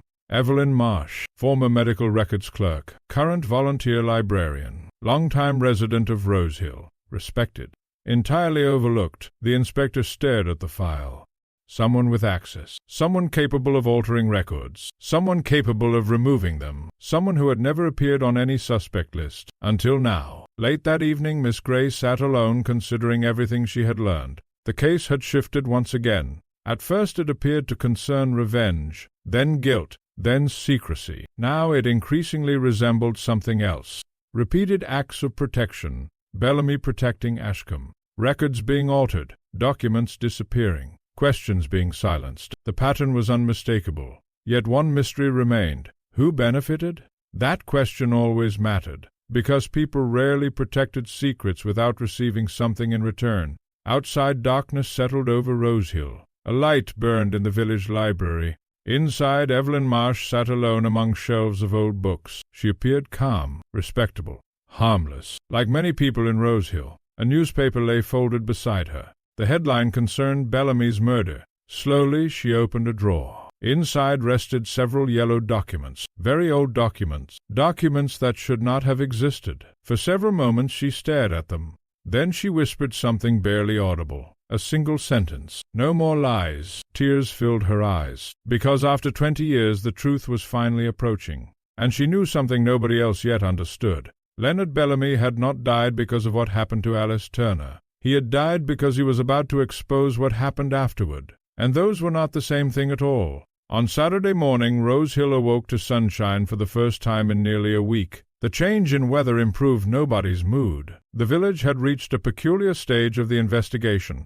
Too many facts existed, too many suspects, too many secrets. Every new discovery seemed only to reveal another layer beneath it. And now there was Evelyn Marsh, the librarian, the records clerk, the woman who had quietly existed on the edge of the story from the beginning. Miss Eleanor Grey wasted little time. Shortly after breakfast she walked to the library. The building was nearly empty. Only a schoolteacher browsing the history section and an elderly gentleman reading newspapers occupied the main room. Evelyn Marsh stood behind the front desk. She looked exactly as she always did.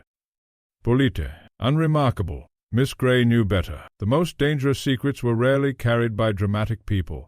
They were carried by ordinary ones. Evelyn, the librarian, smiled. Miss Grey, I wonder if we might talk privately. The smile faded almost imperceptibly. Not enough for most observers. Enough for Miss Grey. Of course. They moved into a small office at the rear of the building. Sunlight filtered through dusty windows. Books crowded every shelf. For a moment neither woman spoke. Then Miss Grey said quietly, "You worked at Dr. Bellamy's surgery." Evelyn's expression remained calm. "Many years ago. You altered records." The calm vanished. Not completely, but enough. Evelyn lowered her eyes. For several seconds she stared at her hands. Then she sighed. A long, tired sigh. The sound of a person exhausted by carrying something heavy. "Who told you?" Margaret Wells. The librarian nodded slowly. "I suppose it was inevitable." The confession arrived more easily than Miss Grey expected, perhaps because Evelyn had been waiting years to give it. perhaps because she knew the truth was finally catching up with her. "Yes," she said, "I altered the records." "Why?" The answer came immediately. "Because Leonard asked me to. Not because she wished to. Not because she benefited. Because Bellamy asked." Miss Grey filed the distinction away carefully. "What records?" "Medical records relating to Alice Turner. The name hung in the room. Even now it carried power. 20 years later, 20 years after a child had died, people were still organizing their lives around her memory." "What exactly did you change?" Evelyn hesitated. Then she rose from her chair. Crossing to a filing cabinet, she unlocked the bottom drawer. Inside lay a sealed envelope, yellow with age. Trembling slightly, she handed it over. "I kept copies." Miss Grey opened the envelope carefully. Inside rested several documents. Original records, unaltered records, or part of it. She began reading. The papers revealed a disturbing picture. Not criminal, not murderous, but deeply troubling. Dr. Philip Ashcombe had indeed made a dosage error, a genuine mistake, a tragic one. Yet the records also showed something unexpected. Alice Turner had not died immediately because of that mistake. Complications followed. Several treatment decisions were made afterward. One of those decisions belonged not to Ashcombe, but to Bellamy. Miss Grey looked up sharply. So Bellamy shared responsibility. Evelyn nodded. The answer emerged almost as a whisper. The room fell silent. For the first time, the true shape of the past began to emerge. Not one mistake, not one doctor. Neither entirely innocent, neither entirely guilty. Human, tragically human. "Why hide it?" asked Miss Grey. Evelyn's eyes filled with tears. "Because Bellamy believed Ashcombe would be destroyed. And himself?" A sad smile appeared. "Leonard never worried much about himself." The answer surprised her. It also explained many things. Bellamy's guilt, his silence, his years of regret, the anonymous letters, perhaps even his decision to contact Daniel Turner. 20 years had finally become too much. Then why change the 20 years had finally become too much. Then why change the records? Evelyn stared toward the window. Because Bellamy wanted the blame to rest with him alone. Miss Grey blinked. That was unexpected. Very unexpected. Most people spread blame. Bellamy had concentrated it. Friendship? Loyalty? Something deeper? The answer remained unclear. Yet one thing became obvious. The official story everyone believed was wrong. Not entirely wrong, but incomplete. Dangerously incomplete. Before leaving, Miss Grey asked one final question. Did Bellamy intend to tell the truth? Evelyn closed her eyes. No hesitation. No uncertainty. Just certainty. When? A few weeks ago. And you know this how? The librarian opened another drawer. This time she removed a letter. A recent letter. Written by Leonard Bellamy. The handwriting matched the note Daniel Turner had received. Miss Grey read silently. The contents were brief, yet extraordinary. The deception has lasted long enough. Before I die, I intend to correct it. She read the sentence twice, then 3 times. There it was. Motive. Not for the original tragedy. For the murder. That afternoon, Detective Inspector Conway received equally important news. Forensic examination of Bellamy's correspondence had revealed something overlooked. One of the anonymous letters contained traces of a rare type of paper. Specialized stationery. Uncommon. Only a handful of suppliers produced it. Conway ordered inquiries immediately. Several hours later, the results arrived. The paper had recently been purchased by only one resident of Rosehill. The inspector stared at the name, then read it again. Because he knew the person. Everyone knew the person, and once again the investigation shifted. Meanwhile, Daniel Turner sat alone in his cottage. For the first time in years, answers seemed close, painfully close, yet certainty remained elusive. His gaze drifted toward Alice's photograph, the smiling girl frozen forever at 12. For years he had imagined revenge would bring peace. Now he was no longer sure. The truth emerging from Rosehill looked nothing like the story he had carried since childhood. It was messier, more complicated, and somehow sadder. That evening Miss Grey and Detective Inspector Conway met at Rose Cottage. The inspector looked unusually excited, a rare condition. "I've found something." Miss Grey poured tea. "So have I." Conway smiled faintly. "Who first?" The inspector removed a file. "The anonymous letters." Miss Grey leaned forward. "What about them?" "We traced the paper."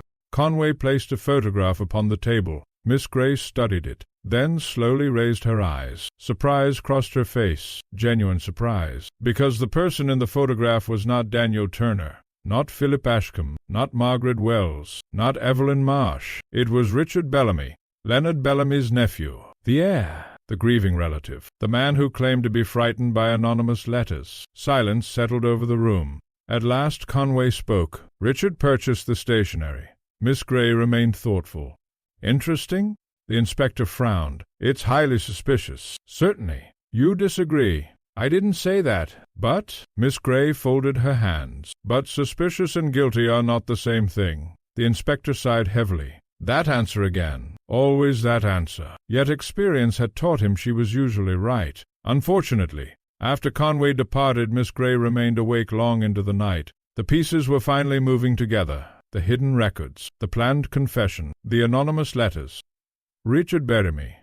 Yet something still refused to fit. One small detail, a detail so minor everyone else ignored it. And whenever everyone ignored something, Miss Grey paid attention. Outside the village slept. Inside Rose Cottage a realization was beginning to form, slowly, quietly, like dawn approaching beyond a dark horizon. And when it finally arrived, Miss Eleanor Grey would understand not only who killed Leonard Bellamy, but why a second murder was now being planned. Miss Eleanor Grey slept very little that night. Not because she was anxious, quite the opposite. The scattered pieces of the puzzle were beginning to settle into place, not perfectly, not yet, but enough to reveal the outline of something important. Richard Bellamy, the anonymous letters, the planned confession, the attack on Margaret Wells. Each thread appeared separate, yet somehow they converged, and whenever several mysteries pointed toward the same person, one had to ask a simple question. Was that because the person was guilty, or because someone wanted them to appear guilty? The following morning began quietly. Rose Hill seemed unusually subdued. The excitement that had accompanied the early days of the investigation had faded. Murder was entertaining only from a distance. Once it lingered too long, people became uncomfortable. Too many residents now realized the killer might be someone they greeted every day, someone familiar, someone trusted. That possibility frightened them. Shortly before 10 o'clock, Richard Bellamy arrived at Rose Cottage. The meeting had been requested by Miss Grey. He looked exhausted. Dark circles lingered beneath his eyes. He had clearly slept no better than she had. "Thank you for coming. I wasn't sure I had much choice." A faint smile accompanied the remark. Miss Grey gestured toward a chair. For several moments they discussed ordinary matters. Then she changed direction. "You lied to me." The words landed gently, yet their effect was immediate. Richard froze. "What?" "You lied about the anonymous letters." Color drained slightly from his face. Not enough for certainty, enough for suspicion. For several seconds he said nothing. "I don't know what you mean." Miss Grey sighed inwardly. People always said that, even when they knew perfectly well. The first letter may have been genuine. The first, perhaps. She folded her hands. But the others were not. Richard stared at her. The silence stretched. Then finally he looked away. A very revealing gesture. "How did you know?" There it was. Not denial. Admission. "The wording," said Miss Grey. "The wording." She spoke calmly, patiently. The first anonymous messages sent to Leonard Bellamy focused on the past. Richard listened. "I remember everything. Ask your uncle what happened to Alice." She nodded. "Exactly." Her gaze remained fixed on him. "But the letters you received were different." Richard swallowed. Miss Grey continued. "They sounded like someone trying to imitate another person." The young man closed his eyes briefly, then exhaled. The fight left him. "I wrote them." The confession hung in the room, unexpectedly sad, almost pathetic, not criminal, merely human. "Why?" asked Miss Grey. Richard looked embarrassed, because the answer was not clever, nor admirable. "I was frightened." "Of what?" "The police." At least he was honest now. "I knew everyone would suspect me. Because you inherited money." He rubbed his forehead. "And because my relationship with Leonard wasn't exactly perfect." That was true. Several villagers had already mentioned their disagreements. "I thought if people believed I was being threatened too." He stopped. Miss Grey nodded. The logic was foolish, yet understandable. People under pressure often made poor decisions, particularly when frightened. "So you created false letters." "Yes." "And placed suspicion elsewhere." "That wasn't my intention." "No?" Richard hesitated, then lowered his eyes. "Not entirely." The admission cleared away one layer of confusion. Unfortunately, it also removed one apparent clue. The investigation was moving backward again, toward uncertainty, toward the deeper mystery. Later that afternoon, Detective Inspector Conway arrived to hear the confession personally. His reaction was predictable, a mixture of irritation and disappointment. "You understand how much time this wasted?" Richard nodded miserably. "You should have come forward earlier." "I know." Conway sighed. The deception complicated matters, but not fatally. If anything, it strengthened one conclusion. Richard Bellamy was foolish, yet he did not feel like a murderer. After Richard departed, Conway remained at Rose Cottage. Neither spoke for several moments. Then the inspector asked, "What are we missing?" Miss Gray smiled faintly. "A great many things. I was afraid you'd say that." She poured more tea. "The confession? What about it?" "Bellamy's planned confession." Conway frowned. "Yes? It still troubles me." The inspector waited. If Bellamy intended to reveal the truth, he represented a threat. To whom? That is the question. The answer appeared unexpectedly that evening. Evelyn Marsh requested another meeting. This time she arrived carrying a small box. The librarian looked exhausted, years older than she had a week earlier. "I found something." Miss Gray accepted the box. "What is it?" "Leonard left it with me." The words immediately sharpened her attention. "When?" "Several months ago. And you are only mentioning it now?" Evelyn looked ashamed. "He told me not to open it unless something happened to him." A long silence followed. Then Miss Gray lifted the lid. Inside lay several papers, a photograph, and a sealed envelope. The envelope bore a simple instruction. "If I die unexpectedly." Miss Gray carefully opened it. The letter inside was written by Leonard Bellamy. His handwriting remained steady, deliberate, unmistakably sincere. She began reading. The room grew very quiet. When she finished, she read it again, then a third time. Evelyn watched anxiously. "What does it say?" Miss Gray lowered the paper. "It changes everything." The letter contained no confession of murder, no dramatic revelation, something far more dangerous. Bellamy explained that he intended to publicly correct the official record concerning Alice Turner. He planned to reveal Ashcombe's role, his own role, the altered files, everything. But one paragraph stood out above all others, a paragraph naming a person Bellamy believed had secretly manipulated events years earlier, a person he had only recently begun to suspect. Miss Gray stared at the name, because she recognized it instantly, and because it explained almost every remaining mystery. "Good heavens!" whispered Evelyn. "Wow!" Miss Gray handed her the letter. The librarian read silently. Then her face turned pale. "That's impossible." "No." Miss Gray's voice was quiet. "Unfortunately, I think it may be entirely possible." That night Detective Inspector Conway received an urgent message from Miss Gray. He arrived within 30 minutes. Rain had begun falling again. The atmosphere felt strangely tense, as though events were accelerating. When he entered, Miss Gray handed him Bellamy's letter. The inspector read it carefully.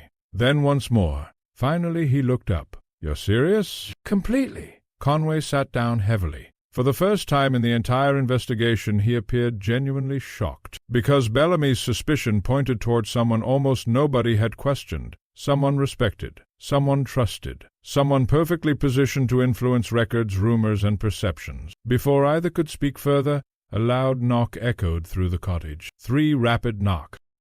"Un mistacable." Conway opened the door. A uniformed constable stood outside, breathing hard.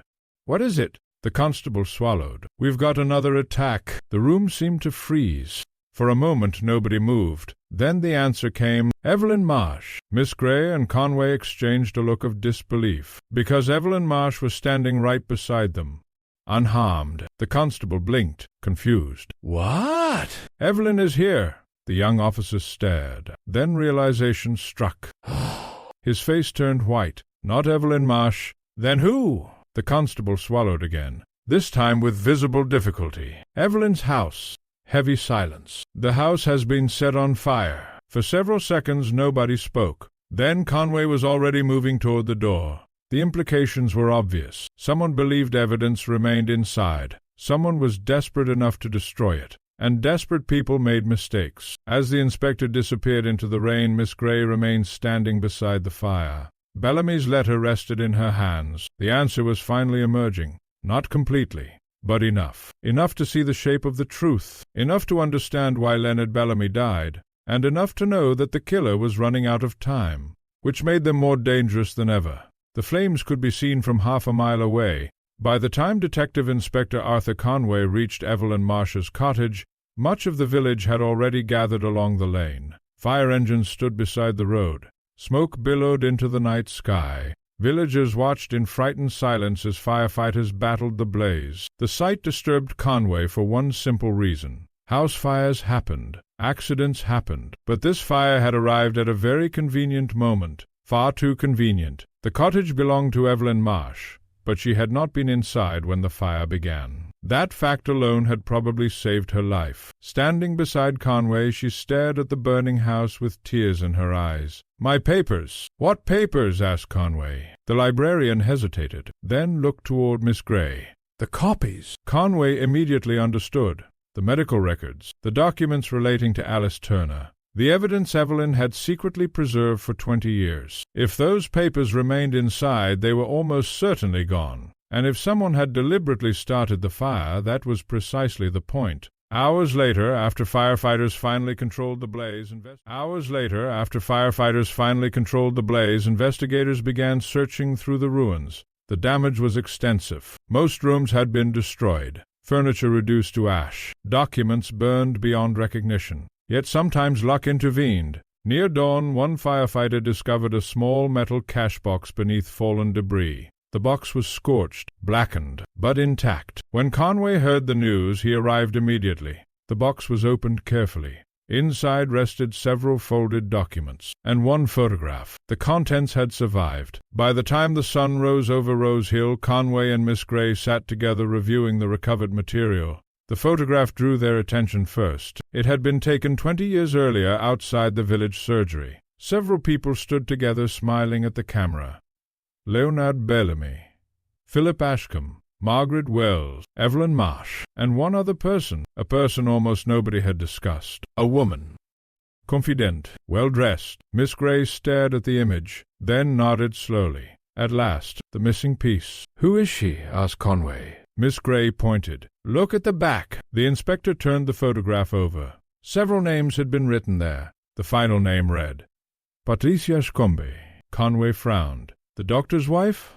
The inspector looked puzzled. "Why is that important?" Miss Grey did not answer immediately. Instead, she reached for Bellamy's letter. The letter that had survived because Evelyn kept a copy. The letter that changed everything. Together they reread the crucial paragraph. This time Conway noticed what he had overlooked before. Bellamy did not accuse Patricia Ashcombe of causing Alice Turner's death. He suspected something else, something that happened afterward. A cover-up, not the medical errors, the consequences, the decisions, the manipulation, the silence. Conway leaned back slowly. Good Lord. The emerging picture was disturbing. 20 years earlier, Philip Ashcombe had made a tragic mistake. Bellamy had made another. Alice Turner died. The tragedy should have ended there. Instead, panic followed. Reputation. Careers. Someone began influencing events, encouraging silence, encouraging altered records, encouraging concealment. Bellamy had gradually come to believe that person was Patricia Ashcombe, not because she was evil, because she was terrified. Terrified her husband's career would be destroyed. Terrified his mistake would become public. Terrified of scandal. The more Conway examined the evidence, the more plausible it seemed. Patricia had handled correspondence. She had access to records. She knew everyone involved. And unlike the doctors, she possessed something else. A personal reason to ensure the truth remained buried. Yet one problem remained, a significant one. Patricia Ashcombe had died 6 years earlier. Conway stared at the death certificate, then looked at Miss Grey. She's dead. Then she can't be our murderer. No. Miss Grey folded her hands. But she may explain the murderer. The distinction mattered a great deal, because the investigation had never been about the original mistake. It was about the secret that followed. The person who killed Leonard Bellamy was protecting something, or someone. The question was whom. That afternoon Miss Grey visited Philip Ashcombe once more. The retired doctor appeared frailer than before, as though recent events had aged him. When she mentioned Patricia's name, his reaction was immediate. Pain. Genuine pain, not guilt. Grief, old grief, the kind that never entirely disappears. For several moments he said nothing. Then he whispered, "I begged her to let it go." Miss Grey remained silent, allowing him to continue. She thought she was helping. The old doctor stared toward the sea. "She believes she was protecting me." The confession emerged slowly. Years earlier, Patricia Ashcombe had indeed encouraged concealment, not out of malice, out of fear, a disastrous decision, one that trapped everyone involved. Every year made the truth harder to reveal. Every year increased the consequences. Eventually the secret became a prison. Did Leonard know? Not at first. And later? Ashcombe nodded. He figured it out. When? Years ago. Miss Grey considered this carefully. Then she asked the question that mattered. Who else knew? The old doctor closed his eyes. For a moment she thought he might refuse. Instead he answered, a single name, quietly, reluctantly, and when Miss Grey heard it, the final pieces began falling into place. That evening she returned to Rose Hill deep in thought. The answer was close now, painfully close. A pattern had emerged. Not one cover-up, several. Not one lie, many. Layer upon layer, yet all connected to a single person, a person who kept appearing at critical moments, a person overlooked because they seemed too ordinary, too respectable, too harmless. As darkness settled over the village, Detective Inspector Conway arrived at Rose Cottage. One glance at Miss Grey's face told him something had changed. You know, don't you? She did not answer immediately. Instead she poured tea, then sat opposite him. I believe so. Conway leaned forward. Miss Grey looked toward the window. The village lay quiet beyond the glass, peaceful, deceptively peaceful. The murderer is not protecting the original secret. What are they protecting? The consequences. The inspector frowned. I don't understand. You will. She reached for a notebook. Inside she had written a list of names. Every person connected to Alice Turner's death. Every person connected to Bellamy's murder. Every person connected to the missing records. Slowly she crossed out several names, one after another, until only a single name remained. Conway stared. For several seconds he could not speak, because the name shocked him, not because it was impossible, because it suddenly explained everything. The anonymous letters, the attack on Margaret Wells, the fire, the missing files, all of it. Outside rain began falling once more. Across the village a solitary figure sat alone in a darkened room. A newspaper lay folded nearby.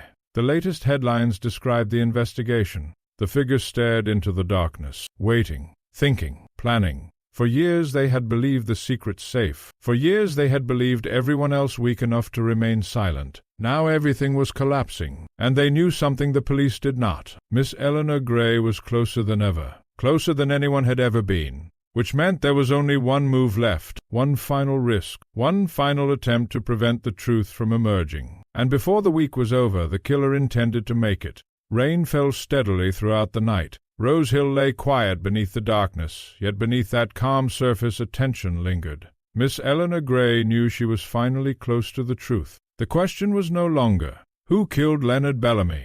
The question now was, how could she force the murderer to reveal themselves? Because murderers were not always caught by evidence. Often they were caught by fear. The following morning Miss Grey invited Detective Inspector Conway, Evelyn Marsh, Margaret Wells, Daniel Turner, and Reverend Morton to Rose Cottage. Conway looked puzzled. Why have you gathered us all here? Miss Grey folded her hands calmly. Because the murderer is listening. A silence settled over the room. On the table rested a sealed envelope. Conway glanced toward it. What is that? A letter, said Miss Grey. From Bellamy?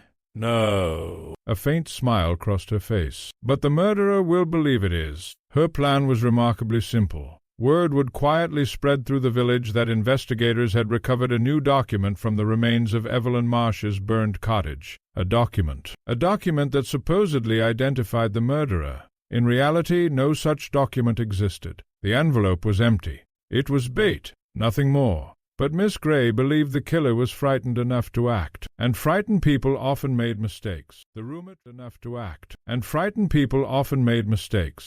traveled quickly through Rose Hill. By evening nearly everyone had heard it. The Bell and Crown buzzed with speculation. Customers whispered about hidden evidence. The post office was full of theories. Outside the church gates, villagers discussed little else. And somewhere among them the murderer heard the story as well. That night, police officers took up hidden positions around the village library. The envelope had been placed inside a locked records room. 2 officers watched from outside. Another waited near the rear entrance. Detective Inspector Conway remained close by. Miss Grey waited quietly at Rose Cottage. She felt certain someone would come. The only uncertainty was who. Shortly after 11 o'clock, a solitary figure approached the library. The person moved carefully through the darkness, quietly, confidently, like someone who had entered places unseen before. A key slipped into the lock. The door opened. The figure stepped inside. Moments later, footsteps echoed through the records room. The visitor moved directly toward the table,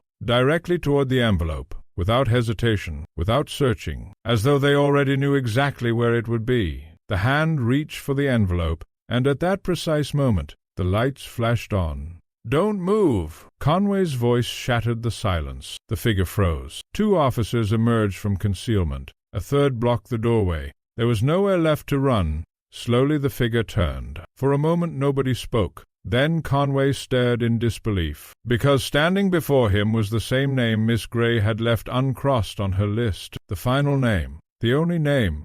Evelyn Marsh. The librarian did not resist. She did not attempt escape. She merely stood motionless beneath the bright lights. For the first time in 20 years she looked tired. Not physically tired, spiritually exhausted, as though carrying a burden that had finally become impossible to bear. "Why?" asked Conway quietly. Evelyn lowered her eyes. For several seconds she remained silent. Then she answered, "Because it began with me." The confession came slowly, painfully, truth by truth, year by year. 20 years earlier, after Alice Turner's death, panic had swept through everyone involved. Dr. Philip Ashcombe feared for his career. Patricia Ashcombe feared for her husband. Leonard Bellamy feared for everyone. And Evelyn Marsh had been the person responsible for maintaining records. At first she altered a few documents, only small changes, nothing dramatic, nothing that seemed important at the time. But one lie led to another, and another, until the truth disappeared beneath layers of deception.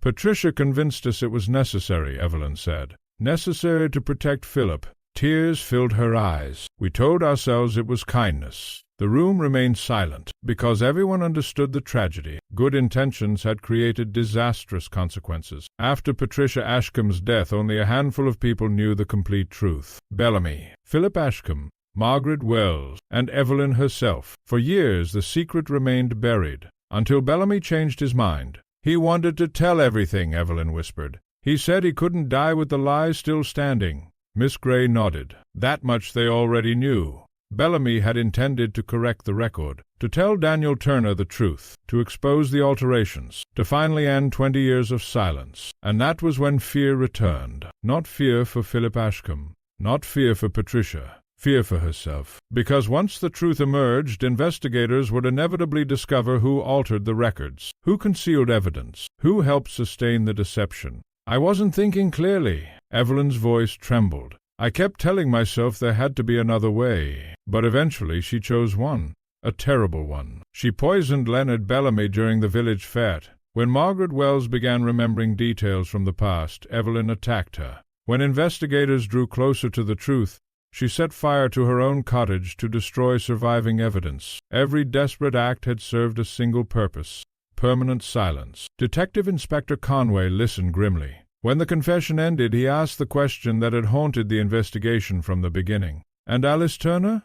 Evelyn closed her eyes. For a moment she seemed unable to speak. Then she whispered, "Alice died because of mistakes." A long silence followed. Terrible mistakes, but not murder. The words settled heavily over the room. 20 years of anger, 20 years of suspicion, 20 years of grief, and at the center of it all stood a tragedy rather than a crime. A tragedy that people had tried to hide, and in hiding it they had created something far worse. Several days later, Evelyn Marsh was formally charged with the murder of Leonard Bellamy, the attack on Margaret Wells, and the destruction of evidence. The newspapers called it a shocking case. The villagers called it heartbreaking. Miss Grey thought both descriptions were correct. Life slowly returned to normal. The village fete became a memory. The gossip faded. The headlines disappeared, as they always did. Yet some wounds remained. One quiet afternoon, Daniel Turner stood beside Alice's grave. Fresh flowers rested in his hands. For most of his life he had searched for answers. Now he finally possessed them.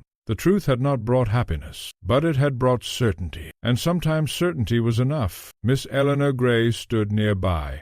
The church bell rang softly in the distance. A breeze moved through the trees. For a while neither spoke. Then Daniel said quietly, "Was it worth it?" Miss Grey looked toward the gravestone, toward the name of a girl who never had the chance to grow older. Then she answered, "Truth is rarely comfortable." She paused. "But it is always lighter to carry than a lie." Daniel nodded. Together they stood in silence. Above them clouds drifted across a bright summer sky, and Rose Hill once again appeared peaceful. Just another quiet English village, keeping its secrets, and remembering its dead.